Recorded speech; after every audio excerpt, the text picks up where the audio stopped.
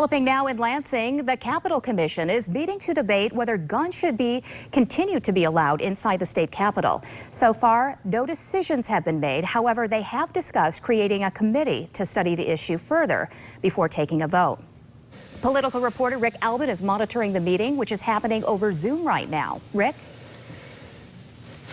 Well, you're right, Emily. No decision has been made, but it's pretty clear where the commission is going to go. They heard a lot from their legal counsel this morning about what the commission can do and what they can't do. And they wanted to make it very clear that, yes, guns can be banned at the Capitol, but it is her opinion, at least, that it's not the commission's job to set public policy or do something that goes outside of legislation. In other words, she says it is the legislature that is in charge of both the galleries in their respective chambers, and it would be a legislative decision. Now, one of the members of that commission objected to that in some detail. I believe the last name is Candler, William Candler, who said he thought the commission, based largely on what the Attorney General had issued in an opinion both last Friday and then revised it this morning, that the commission does indeed have that right. So they disagreed on that point. They did talk about setting up a commission. When I just got off of that meeting a few minutes ago, they were still discussing how that might look. But it looks more and more like there is not going to be a final decision today. But here is some of what Amy Shaw, that legal advisor, talked about earlier this morning. The Capitol Commission does not set public policy. The legislature does. Article 4, Section 1 of the Michigan Constitution states, the legislative power of the state of Michigan is vested in the Senate and House of Representatives. It is indeed the legislature that has the authority and is the appropriate body to change state law to regulate firearms at the Capitol generally, and particularly as it relates to the elevated public galleries in each chamber. This extremely sensitive issue should be left to the legislative determination. A hasty and unlawful decision on this important topic would be unwise. This justifies further in-depth review.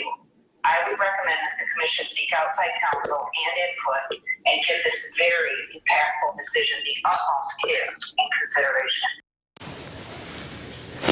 So here is what Senator Mike Shirkey said, in part in a letter to the commission. He said, quote, I write to request that the commissioners delay a formal decision on the May 11th meeting, today that is, and instead commit to meeting with legislative leaders, Senate and House sergeants, and Michigan State Police to discuss the best policy going forward.